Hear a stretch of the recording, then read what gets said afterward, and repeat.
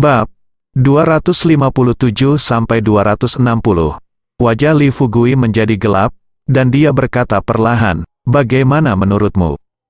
Zhou Xiaoyu sendiri adalah perwakilan medis, jadi dia secara alami tahu kengerian racun. Tetapi dibandingkan dengan racun, dia merasa bahwa Li Fugui lebih menakutkan saat ini. Jadi dia akhirnya memilih minum racunnya.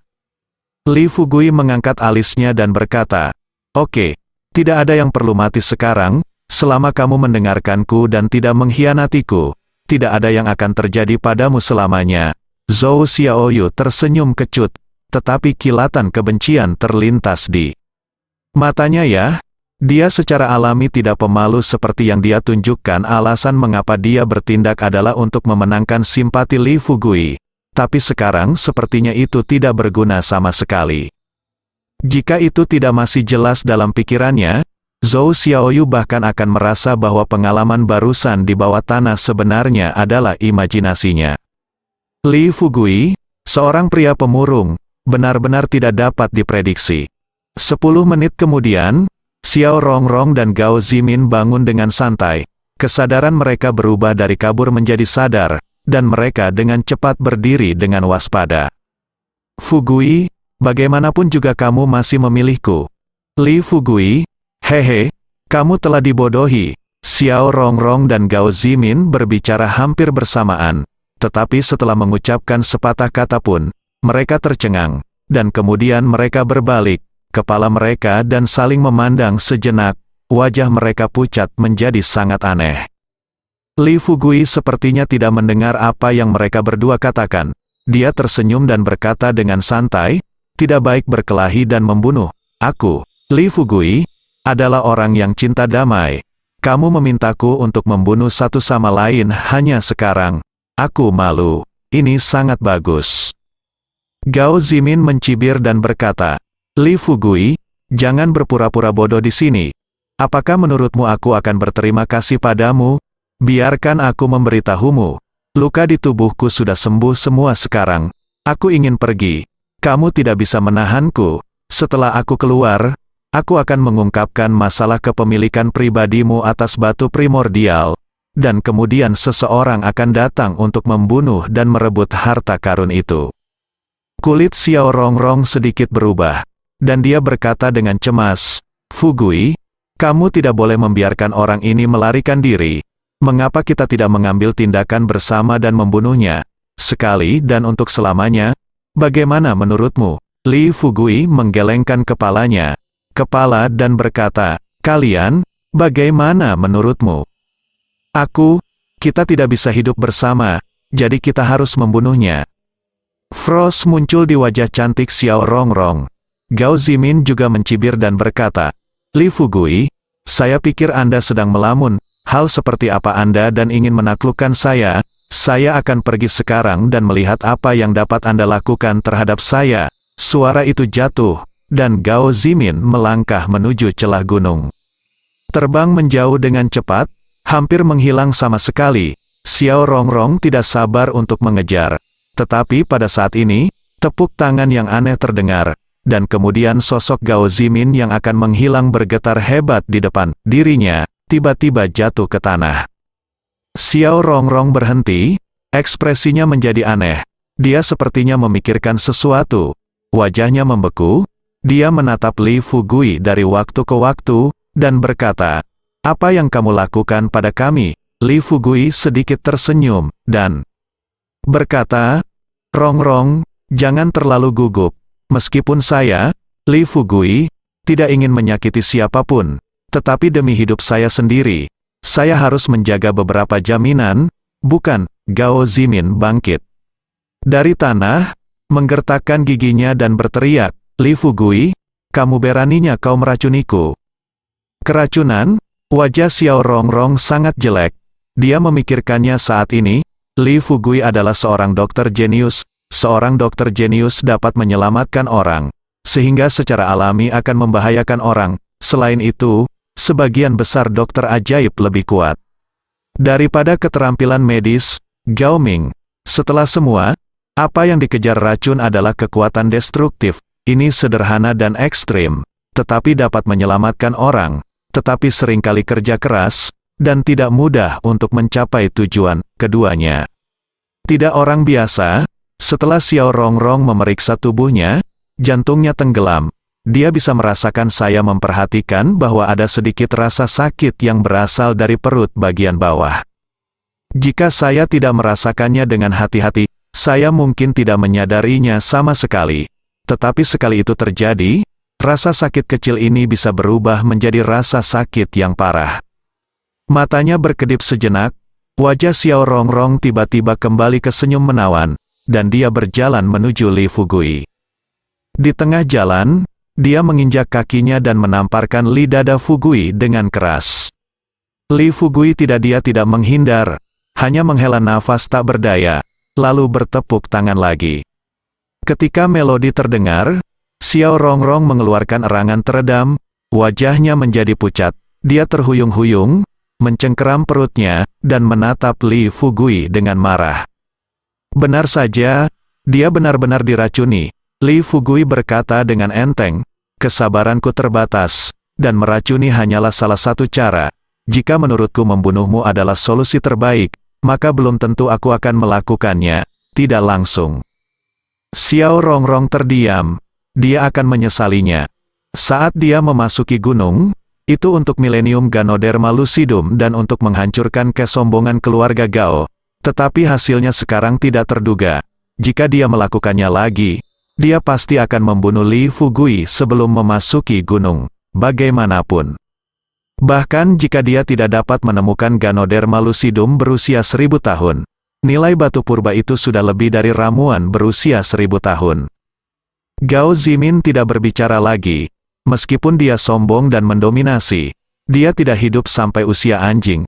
Ancaman Li Fugui barusan adalah nyata. Jika dia melakukan sesuatu yang membuat Li Fugui marah lagi, dia mungkin akan mati di sini. Melihat mereka berdua jujur, Li Fugui menyipitkan matanya dan berkata, "Oke, mari kita berhenti di sini. Racun di tubuhmu harus penawarnya setiap 3 bulan sekali. Jika tidak maka akan kambuh, dan rasa sakitnya akan sangat menyakitkan sehingga kamu lebih baik mati daripada mati. Kematian, jika kamu ingin mengalaminya, kamu bisa mencobanya."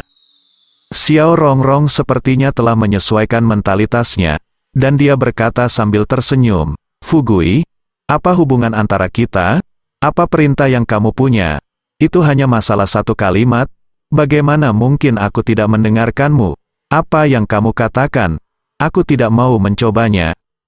Gao Zimin tidak menanggapi, wajahnya muram, seolah-olah dia tidak dapat menerima bahwa Li Fugui, seorang udik desa, tiba-tiba menjadi eksistensi yang unggul. Reaksi Li Fugui terhadap Gao Zimin tidak cepat, dia tersenyum, dan tiba-tiba berkata, "Gao Zimin, berlututlah."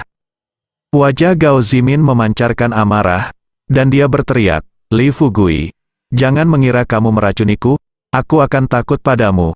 Aku dapat mempertimbangkan apa yang kamu minta aku lakukan, tetapi kamu tidak ingin mempermalukanku. Bagus sekali, kamu memiliki banyak tulang punggung." Li Fugui tersenyum penuh arti, lalu bertepuk tangan. Dalam sekejap, teriakan menyedihkan Gao Zimin terdengar dari mulut Gao Zimin, menembus langit. Wajah Gao Zimin memerah, dan dia terus berguling-guling di atas kerikil kesakitan.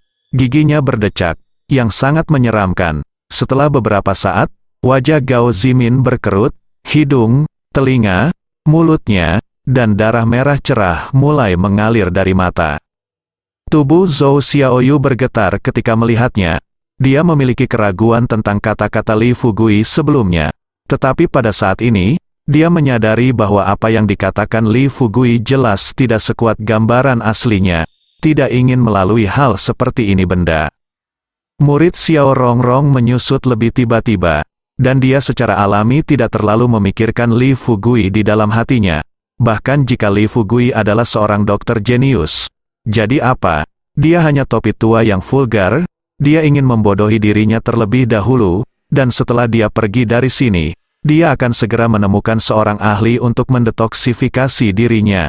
Tapi sekarang tampaknya racun Li Fugui bagi mereka tidak sederhana sama sekali. Jika dia tidak bisa menghilangkan racunnya, dia akan dikendalikan oleh Li Fugui selama sisa hidupnya. Dia tidak akan pernah menerima hasil seperti itu. Bunuh aku, teriak Gao Zimin. Li Fugui menggelengkan kepalanya, dan berkata dengan tidak tergesa-gesa, saya orang yang jujur. Bagaimana saya bisa membunuh seseorang? Anda tidak ingin membunuh saya. Pria jujur. Setelah mendengar ini, Xiao Rongrong ingin meninju wajah menjijikkan Li Fugui. Teriak Gao Zimin, darah semakin banyak mengalir, menutupi seluruh fitur wajah tubuh, rasa sakit yang menusuk hati, bahkan jika Anda tidak mengalaminya sendiri, Anda dapat merasakan sedikit empati dari teriakan Gao Zimin. Hanya sekitar setengah menit kemudian, Gao Zimin tiba-tiba merangkak ke kaki Li Fugui, berlutut di tanah, terus bersujud, dan berteriak, Guru, tolong maafkan saya, saya tidak akan pernah berani lagi. Li Fugui tersenyum tak berdaya. Lihat dirimu, jika kamu melakukan ini sebelumnya, bukankah kamu akan baik-baik saja? Gao Zimin menunjukkan senyum tersanjung di wajahnya, dan berhenti berteriak. Tetapi penampilannya jauh lebih menyedihkan. Tetapi saat ini dia sama sekali tidak peduli dengan darah di tubuhnya. Sebaliknya dia berkata seperti pesek, Tuan mengajari saya pelajaran. Li Fugui tidak bisa lebih bahagia. Gao Zimin ini selalu menatap tinggi ke depannya, dan dia menantang, tetapi sekarang, dia seperti anjing. Namun, Li Fugui tidak menuruti perasaan ini, tetapi memiliki perasaan krisis. Anda harus tahu bahwa hari ini dialah yang lebih unggul dan mengendalikan Xiao Rongrong dan Gao Zimin. Tetapi jika dia diracuni di masa depan, dia akan bagaimana tentang itu? Li Fugui merenung untuk waktu yang lama tanpa jawaban. Tetapi rasa krisis di hatinya semakin dalam. Setelah beberapa saat, Li Fugui berkata, Oke, sekarang beritahu saya semua yang Anda ketahui. Selain itu, saya perlu tahu cara menyerap energi spiritual di batu purba ini. Beberapa menit kemudian, Xiao Rongrong dan Gao Zimin memberitahu Li Fugui semua yang ingin diketahui Li Fugui dengan jujur. Li Fugui juga tahu apa yang terjadi pada apa yang disebut dunia persilatan kuno. Dia juga tahu bagaimana menyerap energi spiritual dari batu purba ini. Dan dia juga mengetahui pembagian alam di dunia persilatan kuno. Menurut keduanya, di dunia seni bela diri kuno, ada 10 tahap Houtian, lalu ada 2 alam energi gelap dan energi terang. Kebanyakan dari mereka, sepanjang hidup mereka, hanya bisa mencapai tahap ke-10 lusa. Pada level ini, hanya anggota keluarga seni bela diri kuno, atau mereka yang memiliki bakat seni bela diri yang sangat tinggi, yang dapat mencapai energi gelap. Di level Anjin, seseorang sudah dianggap master, dan di level Mingjin, seseorang bahkan bisa disebut master kecil. Di antara mereka, lelaki tua dari keluarga Gao dulunya adalah Tuan Muda Mingjin. Tetapi karena dia didekati oleh musuhnya, dia terluka parah dan kerajaannya jatuh, sehingga keluarga Gao mundur ke Kabupaten Qinglong. Kali ini, Gao Zimin benar-benar ingin menemukan Ganoderma berusia 1000 tahun. Alasan terbesarnya adalah membantu orang tuanya mendapatkan kembali kekuatannya. Begitu dia memiliki kekuatan Tuan Muda, keluarga Gao akan dapat memasuki kota. Bahkan lingkaran seni bela diri kuno di kota dapatkan tempat di sini. Adapun Xiao Rongrong dan Gao Zimin, keduanya berada di tingkat energi gelap. Gao Zimin sudah tua, dan harapan untuk mempengaruhi Mingjin kecil. Xiao Rongrong masih muda dan memiliki bakat yang lebih kuat, jadi sangat mungkin. Pada akhirnya, Xiao Rongrong juga memberitahu Li Fugui bahwa ada beberapa alam di atas 2 alam Anjin dan Mingjin. Tetapi dengan statusnya, dia tidak dapat mengetahuinya, itu hanya manusia. Li Fugui sangat senang, dia akhirnya mengetahui rahasia yang tidak dapat dia ketahui sebelumnya, dan dia juga tahu mengapa gagak pembunuh jaring gelap yang diundang oleh Gao Tian terkejut bahwa dia adalah pria gelap yang kuat. Lagi pula, di tempat di mana burung tidak buang air besar, dia adalah petani asli di permukaan. Dan dia tiba-tiba berubah menjadi ahli seni bela diri kuno. Bukankah ini mengejutkan? Setelah mencerna informasi tersebut, Li Fugui menatap Gao Zimin lagi, dan berkata, keluarga Gao Anda telah mengumpulkan banyak kekayaan selama bertahun-tahun, bukan? Saya kekurangan uang sekarang, berapa banyak yang dapat Anda berikan kepada saya? Gao Zimin sangat marah. Bukankah ini perampokan? Tapi dia tidak berani menunjukkan sedikit pun wajahnya. Dia bahkan takut menyinggung Li Fugui jika dia mengatakan sesuatu. Jadi dengan tergesa-gesa, dia langsung berkata, keluarga Gao kami sebenarnya tidak punya banyak uang. Tapi jika Anda memberitahu saya, Tuan, saya mungkin bisa memeras 10 juta untuk Anda, kamu.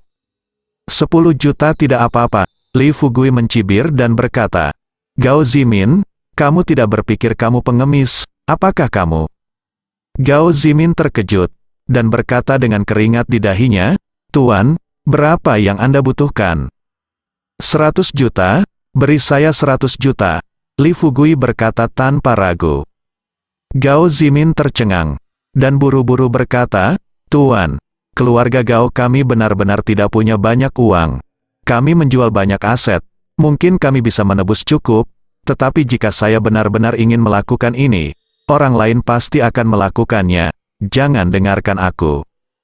Li Fugui mengerutkan kening dan berkata, kamu bahkan tidak bisa melakukan hal kecil ini, apa gunanya kamu? Aku tidak ingin sia-sia, kamu memikirkannya. Gao Zimin mengertakkan gigi dan berkata, Tuan, jangan khawatir, 100 juta.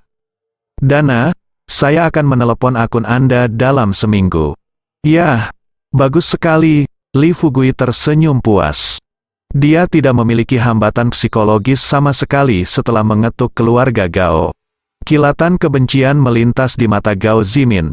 Dia tidak mau menjadi satu-satunya yang menderita, dan tiba-tiba berkata, Tuan, keluarga Gao kami telah menyatakan kesetiaan mereka, tetapi wanita ini belum melakukan apa-apa. Li Fugui melihat di Xiao Rongrong. Dia tidak bisa melihat melalui wanita ini, jadi tentu saja dia tidak akan menganggap serius masalah di antara mereka berdua, dan dia tidak akan lunak ketika dia harus memanfaatkannya. Xiao Rongrong menatap Gao Zimin dengan getir, jelas sangat marah. Tetapi setelah beberapa saat, Xiao Rongrong sedikit membuka bibir merahnya, dan berkata sambil mencibir, keluarga Gao Anda sangat murah hati, dan perusahaan farmasi Sihai kami juga punya sejumlah uang, jadi saya masih bisa mengambil 100 juta. Bagus sekali, sangat bagus. Li Fugui tertawa terbahak-bahak sambil tertawa, dia berkata dengan gembira, kamu setia padaku, dan aku tidak akan pelit. Bagaimana dengan ini? Aku akan memberikan 2 batu primordial ini kepadamu. Setelah berbicara, Li Fugui melemparkan 2 batu purba itu secara terpisah kepada Xiao Rongrong dan Gao Zimin. Setelah Xiao Rongrong dan Gao Zimin mengambil alih batu purba itu, senyuman di wajah mereka tiba-tiba menjadi lebih tulus. Meskipun masing-masing dari mereka hanya memiliki 1 keping, tidak diragukan lagi itu adalah harta yang nyata bagi mereka. Li Fugui juga bos sekarang, jadi dia secara alami tahu bagaimana mengelola karyawan. Mengenai aspek ini, Gao Yunru juga mengatakan kepadanya secara khusus bahwa jika dia memberikan kurma manis, dia harus secara alami akan terhalang. Memikirkan hal ini, Li Fugui menyipitkan matanya, dan berkata perlahan, kata-kata jelek saya ada di depan, jika masalah ini bocor, saya tidak peduli siapa yang melakukannya, Anda akan mati. Sebaliknya, jika Anda dengan tulus setia kepada saya, akan ada Yuan Shi di masa depan. Tuan, saya tidak berani, tetapi orang ini bermuka 2. Siapa tahu dia benar-benar setia kepada Anda, Tuan. Xiao Rongrong terkikik, dan tampaknya telah menyesuaikan mentalitas. Matanya yang indah tertuju pada Gao Zimin yang berada di samping. Wajah Gao Zimin menjadi gelap, melihat keduanya akan bertengkar lagi. Li Fugui melambaikan tangannya dan berkata, oke, jangan bicara lagi. Ini adalah akhir dari masalah ini. Kita akan pergi besok pagi. Mendengar ini, Gao Zimin hanya bisa menahan amarahnya, mendengus dingin, dan berhenti berbicara. Xiao Rongrong tidak berbicara lagi. Li Fugui mengeluarkan batu primordial lain dari sakunya dan memeriksanya dengan hati-hati. Ketika dia baru saja turun, dia hanya mengambil 3 batu primordial. Ketika dia kembali ke desa Xiaoxi besok, dia berencana untuk mempelajarinya dengan cermat. Jika Xiao Rongrong dan Gao Zimin tidak membohonginya, mungkin hal ini adalah cara tercepat baginya untuk meningkatkan kekuatannya. Tidak ada yang perlu dikatakan sepanjang malam. Keesokan harinya, Li Fugui kembali ke desa Xiaoxi. Xiao Rongrong dan Gao Zimin kembali ke Kabupaten Qinglong. Untuk merahasiakannya, ketiganya berpisah begitu mereka keluar dari gunung. Li Fugui tidak bermaksud mengungkapkan bahwa dia telah menemukan mereka berdua untuk saat ini.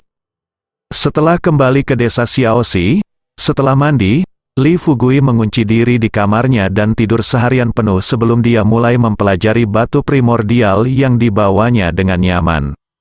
Menurut apa yang dikatakan Xiao Rongrong kepadanya secara pribadi, jika dia ingin menyerap energi spiritual dari batu purba, dia harus mempelajari latihan.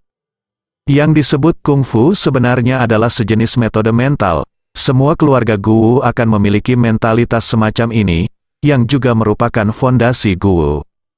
Tentu saja Li Fugui tidak, tapi dia mendapatkan latihan dari Xiao Rongrong dan Gao Zimin. Namun dia tidak berniat untuk gegabah mempraktekkan latihan yang diberikan oleh mereka berdua. Lagi pula, siapa yang tahu apakah ini masalah? Li Fugui ingat bahwa ada metode mental dalam kanon pengobatan, tetapi dia mengabaikannya dan tidak pernah mempraktikannya. Sekarang dia memiliki Yuanxi dan mengetahui rahasia Yuanxi.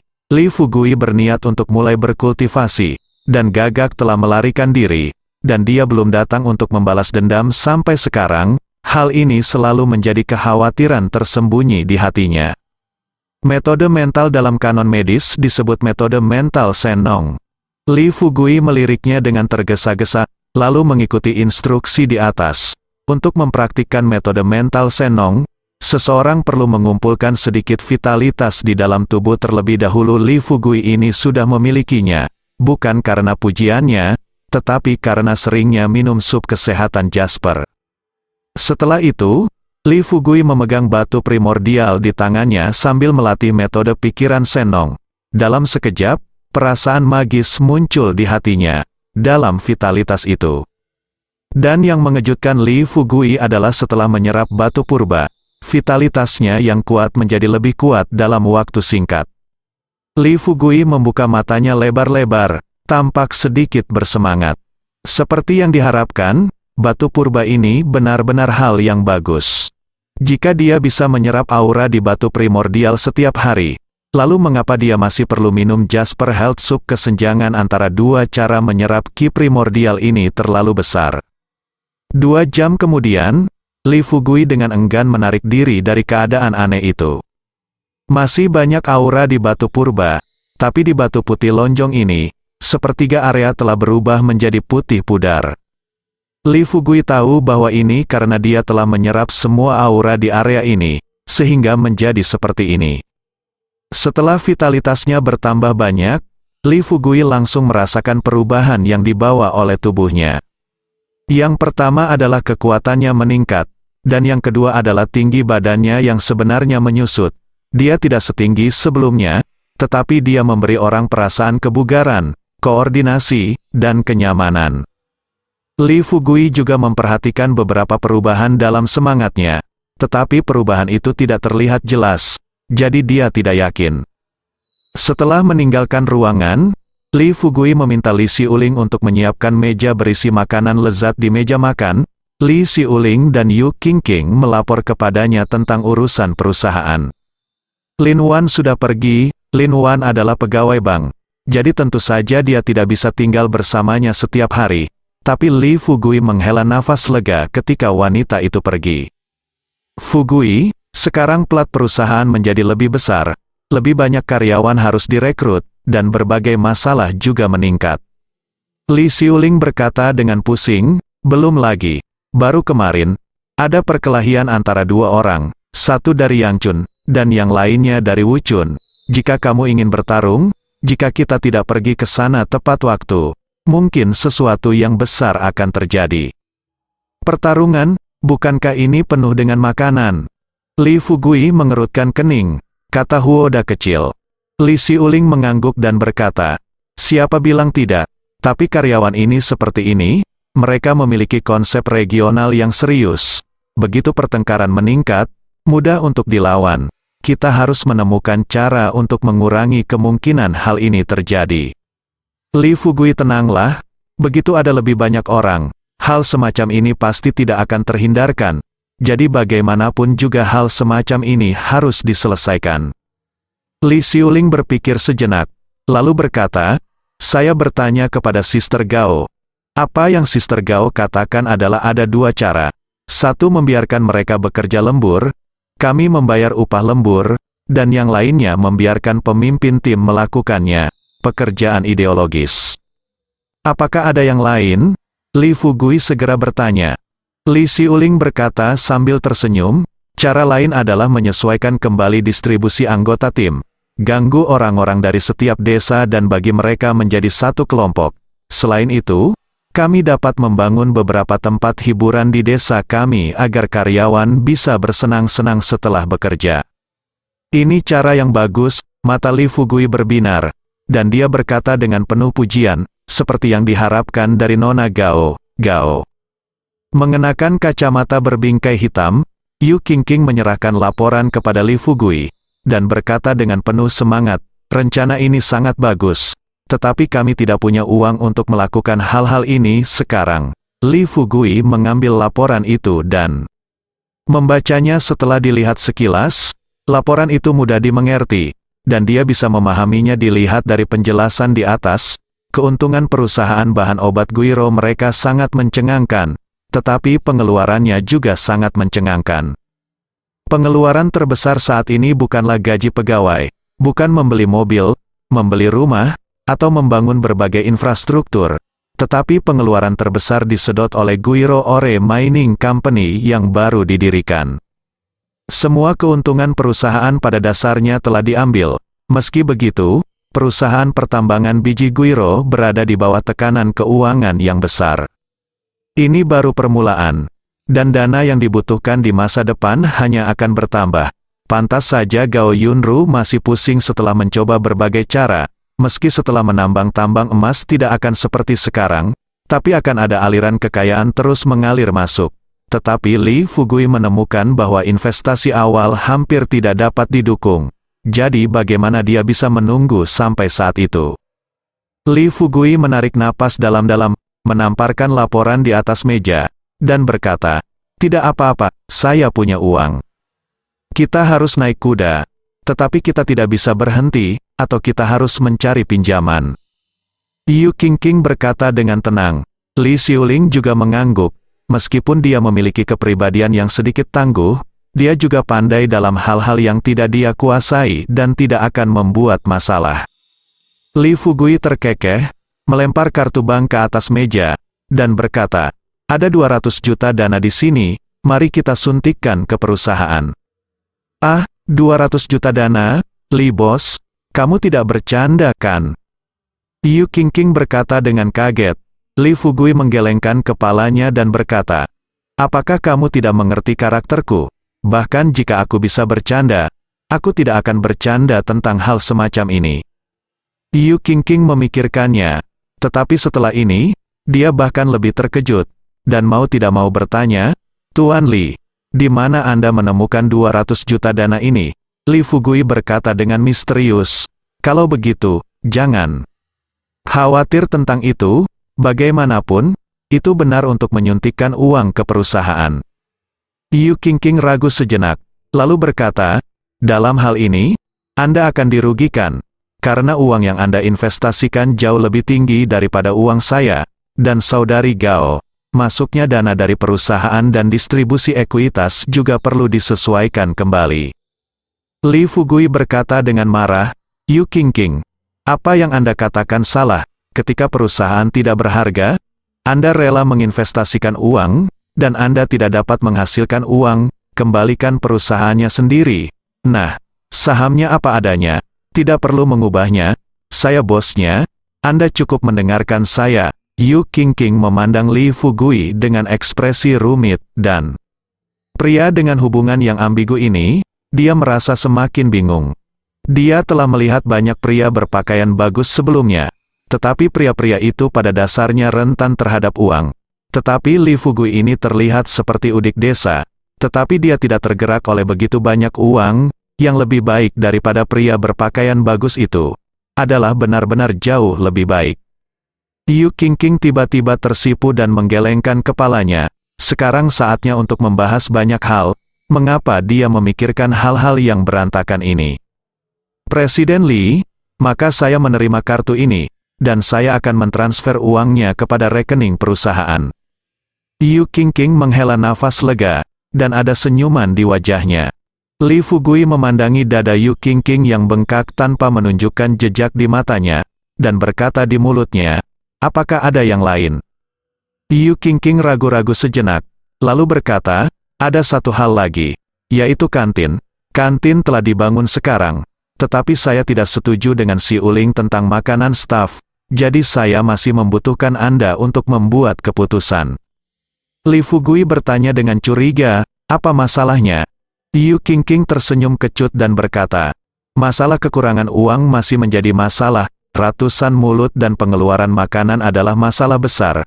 Pendapat saya adalah sesederhana mungkin, dan yang utama adalah menabung uang. Di masa depan, perusahaan akan memiliki dana yang cukup untuk memperbaikinya. Li Xiuling keberatan, mereka semua dari desa. Jika makanannya buruk, Anda dapat mengatakan bahwa Anda kaya di belakang layar. Anda harus memiliki 3 hidangan dan 1 sup. Li Fugui merenung sejenak. Ini masalah yang merepotkan. Dia berpikir sejenak, dan berkata, nah, dalam hal makanan, utamakan hidangan vegetarian terlebih dahulu.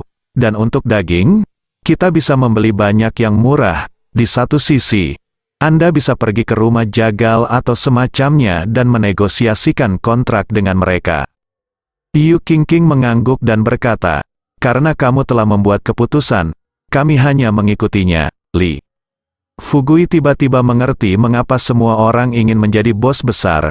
Pikirkanlah, betapapun absurdnya sebuah perintah, seseorang akan melaksanakannya tanpa kompromi. Bisakah perasaan ini tidak nyaman? Li Xiuling juga tidak keberatan, tapi dia bertanya, tapi tempat kami sangat terpencil. Tidak banyak tempat pemotongan hewan di 8 desa, Li. Fugui segera berkata, saya akan pergi ke kota kabupaten untuk bertanya. Pasti ada beberapa. Serahkan saja masalah ini kepada saya. Segera, Yu Qingqing dan Li Xiuling mengemukakan beberapa masalah sepele, dan Li Fugui memberikan pendapatnya sendiri, dan membiarkan mereka memutuskan sendiri, alih-alih menanyakan segalanya kepadanya. Li Fugui sangat sibuk baru-baru ini dan tidak punya banyak waktu untuk tinggal di desa. Setelah menyelesaikan banyak masalah perusahaan, Li Fugui meninggalkan rumah begitu saja dan berkeliaran di sekitar desa sambil iseng. Setelah hanya 1 minggu di perusahaan, desa Xiaoxi telah banyak berubah. Tidak ada lagi rumah rendah di desa itu, tetapi banyak rumah bata tinggi. Selain itu, Li Fugui sangat puas mengetahui bahwa tidak banyak orang di desa itu. Toilet umum baru telah muncul di beberapa tempat. Bagian belakang desa Shaiguping berada di kaki gunung, dulunya adalah gurun. Tetapi sekarang ada 2 bangunan asrama 6 lantai yang berdiri di sana. Masih ada orang yang tinggal di sana, dan Anda bisa melihat pakaian yang sedang menjemur. Hanya saja kedua bangunan ini masih rumah batako, belum dicat atau dihias. Li Fugui bisa mengerti ini, lagi pula waktunya terlalu singkat. Di depan kedua bangunan asrama tersebut, terdapat lagi rumah berlantai 2 yang menempati area yang luas. Saat ini masih banyak orang yang keluar masuk di depan pintu tersebut. Li Fugui berjalan mendekat, hanya untuk menyadari bahwa ini adalah kantin yang telah dibangun memikirkan konsumsi dana yang sangat besar oleh kantin. Li Fugui ingin melihat bagaimana makanan di kantin tersebut. Sepanjang jalan, Li Fugui melihat banyak wajah familiar yang mengangguk dan membungkuk padanya. Dan ada juga banyak wajah asing, yang seharusnya menjadi karyawan baru. Sebagian besar karyawan berusia 40-an atau 50-an. Ada yang berusia 30-an, dan tidak jarang mereka berusia 20-an. Tetapi sangat sedikit dari 2 usia ini bersambung.